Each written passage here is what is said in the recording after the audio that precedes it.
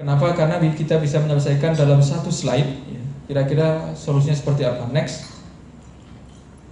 Nah, Bapak dan Ibu ya, yang perlu kita ketahui adalah pertama definisi dari 5G. Dan definisi 5G kita itu mengacu kepada ITU. Ya, ITU itu adalah organisasi PBB, organisasi tertinggi di dunia yang mengatur telekomunikasi di dunia. Dan dia mendefinisikan 5G itu adalah segitiga ini. Yang pertama adalah EMBB, ya, namanya Enhanced Mobile Broadband. Dan untuk Enhanced Mobile Broadband ya, kita bisa pakai rumus Shannon. Ya, kemudian yang dari rumus Shannon ini ya, muncul teknologi misalkan Massive MIMO, kemudian antena 5G dan 6G, kemudian channel coding ya, untuk 5G, kemudian modulation untuk 5G, kemudian channel model untuk 5G. Dan untuk yang channel model ini ya, kita lakukan di Telkom University channel model, dengan harapan bahwa kebanyakan kita di Indonesia ini masih merefer pada channel di luar ya. Kita ingin bikin channel yang khusus untuk Indonesia, yang diukur dari Indonesia, yang 5G dan 6G. Kenapa ini perlu kita teliti ya? Karena channel di 5G dan 6G nanti tergantung pada uap air, dan kelembapan di Indonesia itu tinggi.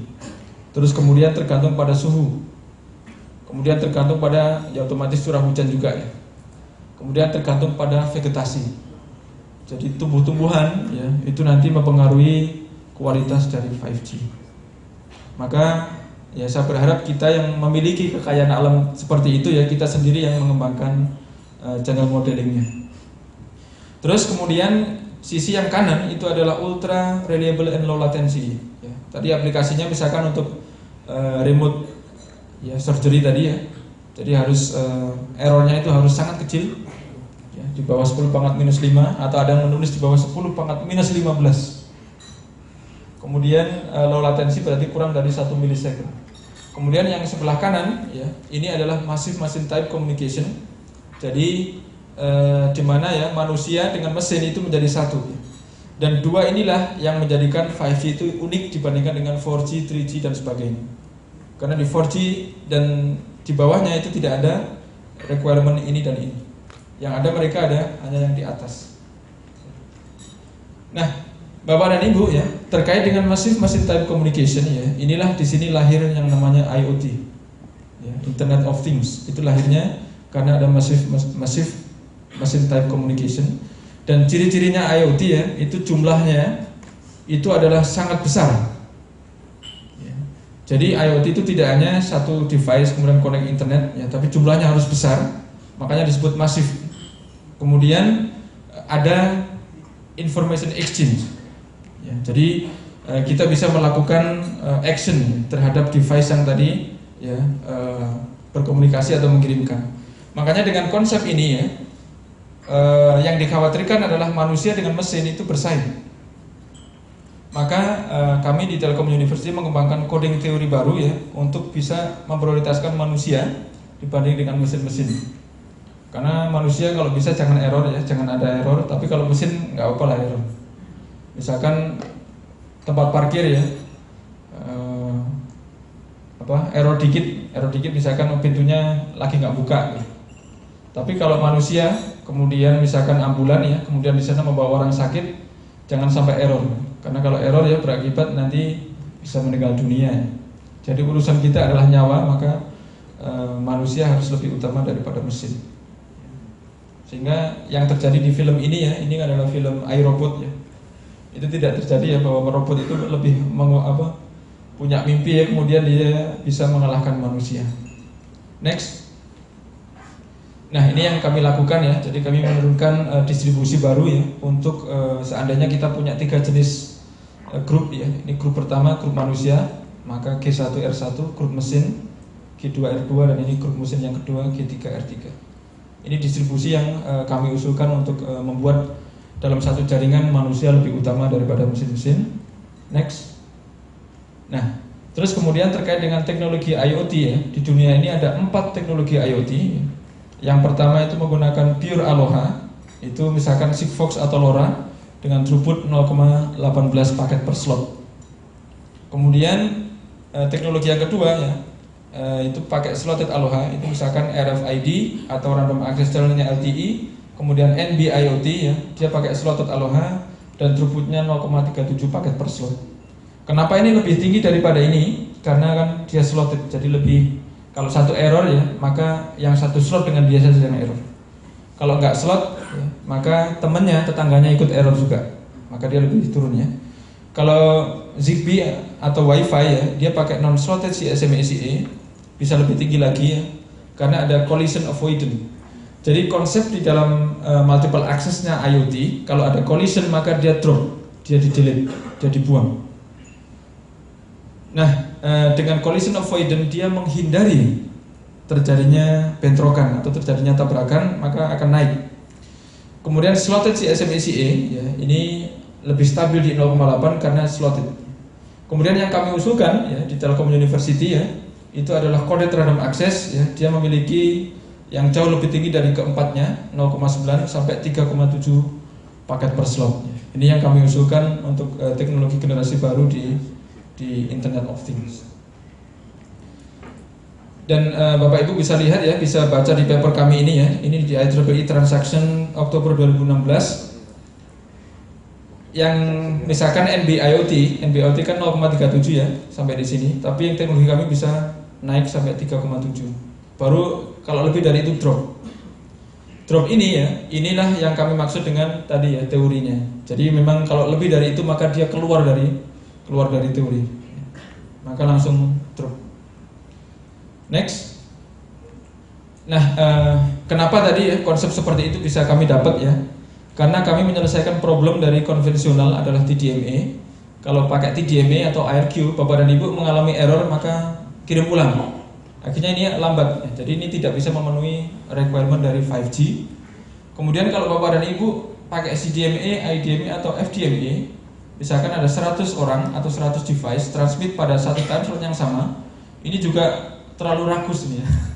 Jadi akan berat juga karena SINR-nya akan negatif sekali. Nah, yang kami usulkan adalah ini. Jadi moderat.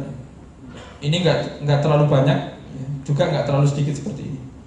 Jadi tetap lebih kurang daripada jumlahnya. Ya, misalkan Bapak dan Ibu ya, misalkan device 1, device 2, 3, 4, 5, 6, 7. Ya, ini adalah time slot.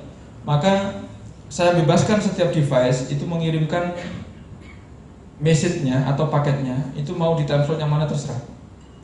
Terus nanti yang kami lakukan adalah memulai dari time slot yang bersih. Kemudian menggunakan konsep soft interference cancellation ya. Dikurangkan, akhirnya nanti dapat semua. Next. Nah, kemudian ya masih yang dalam segitiga tadi yang atas ya. Tadi kan saya sebut ada polar coding ya. Maka polar coding ini juga termasuk kandidat dari 5G ya. Kandidat dari 5G. Dan ini ternyata mengandung hikmah yang dalam dari polar coding. Kenapa dia kandidat dari 5G? Karena ini polar coding ini satu-satunya coding yang secara matematis dia mencapai sum limit. Kalau coding-coding yang lain dia secara eksperimen saja ya. Kalau ini adalah coding pertama kali yang secara matematis mencapai sum limit. Itu alasan pertama. Alasan kedua adalah karena dia sangat sederhana, yaitu dengan Bapak dan Ibu melakukan XOR. Udah belajar kan ya XOR ya? Di rangkaian digital ya. Ya di sini XOR ya. Misalkan U6 dengan U7 di XOR, U5 dengan U4 di XOR, U3 dengan U2 di XOR ya. U0 dan U1 di XOR. Kemudian XOR-nya ini di XOR lagi dengan tetangganya dengan mengikuti pola ini. Maka dengan Bapak dan Ibu melakukan ini, channel yang awalnya abu-abu, jadi channel kita kan selalu abu-abu, itu bisa dipolarisasikan menjadi jernih sekali. Kan tadi ini model capacity 1 itu kan yang maksimal. 1 artinya lingkaran tadi exactly sama ya. Lingkaran di transmitter sama receiver sama. Maksimal kan 1 ya. Kemudian menjadi buruk sekali, menjadi 0. Jadi lingkaran tadi benar-benar putus. Artinya apa? Channel itu bisa menjadi jernih sekali atau menjadi buruk sekali. Dan ini nilai tengah-tengah ya. Atau kalau saya kaitkan dengan hadis ini adalah yang subhat. Yang subhat ini juga sama polar code ini tidak dipakai. Kalau dalam hadisnya adalah innal halalan bayyinun. Sesungguhnya yang jelas yang haram itu jelas. Kemudian wa inal harama bayinun, dan yang haram itu juga jelas.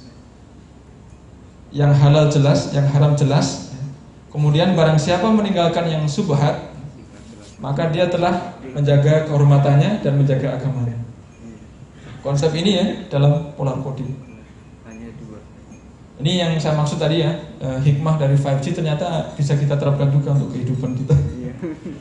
Next ya. Nah, kenapa tadi bisa menjadi terpolarisasi ya? Misalkan ini untuk 8 ya, 8. Dengan Bapak dan Ibu melakukan XOR, kemudian di XOR lagi ya, maka channel bisa menjadi terpisah ya. Ini 0 sampai mendekati 1. Maka yang dipakai untuk transmisi adalah yang warna merah yang ada datanya. Berarti 0,6, 0,8, 0,87, 0,99 ya. Jadi yang merah ini aja, karena dia di atas 5. Yang lain di bawah 5 frozen, dibekukan. Dengan konsep ini ya, maka Bapak Ibu mendapat rate setengah kan? Masuknya 4, keluarnya 8. Kan rate setengah. Tapi ya, ini proven ya, bisa mencapai sama ini. Next. Nah, berikutnya adalah ada satu lagi hikmah ya, sebelum kita tutup, adalah qanaah ya. Qanaah itu artinya adalah ya, kita merasa cukup. Nah, dalam jaringan 5G, intinya yang membedakan dengan jaringan sebelumnya adalah di dalam jaringan 5G ya, itu harus banyak ya, node itu harus banyak. Intinya itu banyaknya itu. Nah, kalau kita memakai teknologi yang sebelumnya ya, teknologi sebelumnya kan harus menggunakan feedback. Jadi kalau dengan jaringan yang banyak, kemudian feedback, bisa dibayangkan misalkan satu ruangan ini ya, kalian error, maka ruangan ini akan penuh dengan Pak saya error, tolong kirim lagi, Pak saya error, tolong kirim lagi. Jadi jaringan masa depan itu bisa penuh dengan feedback. Feedback kan bukan informasi sebenarnya. Maka untuk menghindarinya ya, ini kalau ini ya, ini usulan saya ya, untuk menyelesaikan problem jaringan 5G adalah menggunakan fountain code. Fountain code seperti apa? Jadi fountain code ya seperti air mancur ya. Maka kalau misalkan kalian pakai gelas kecil, menunggu beberapa menit, mungkin nggak sampai menit kali ya, itu langsung penuh dan kalian bisa minum. Ini indikasinya adalah kalau kalian memiliki link yang bagus dengan base station. Dalam beberapa menit ya, atau detik ya, kalian mulai bisa dekode. Tapi kalau orang yang jaraknya buruk dengan base station ya, itu asumsinya mirip dengan orang yang minum dan gelasnya besar. Maka dia nunggu agak lama baru bisa dekode. Tetapi ketika mereka nggak bisa minum, mereka nggak perlu bilang, Pak tolong airnya dikirimin lagi. Karena apa? Karena fountainnya akan mancur terus ya. Dan dalam 5G ya, misalkan device kita kan bisa macam-macam. Dan ini ngirim terus. Dan ini kalau error nggak perlu minta, dia nunggu aja pasti dapat. Konsepnya seperti apa ya? Next.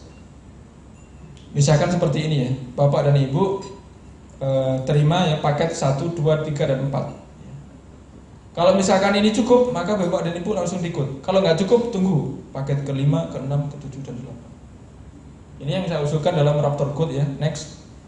Misalnya ya, ini demonstrasi dikit ya. Kita itu selalu mulai dari degree 1. Degree 1 berarti kan di sini nggak ada collision. Maka apa yang Ibu terima di sini pasti ya akan sama dengan di sini. Next. Kemudian Bapak dan Ibu kurangkan, karena kan informasi di sini ya sama dengan di sini kan, kurangi. Next. Nah, akhirnya di sini dapat dan Bapak dan Ibu punya lagi degree 1. Kemudian decode, record di sini. Next. Ya. Kemudian kurangkan lagi. Next. Kurangkan lagi. Maka punya lagi degree 1. Kemudian di copy ke sini. Next. Oh ya, begitu seterusnya kira-kira. Maka performanya ya itu seperti ini.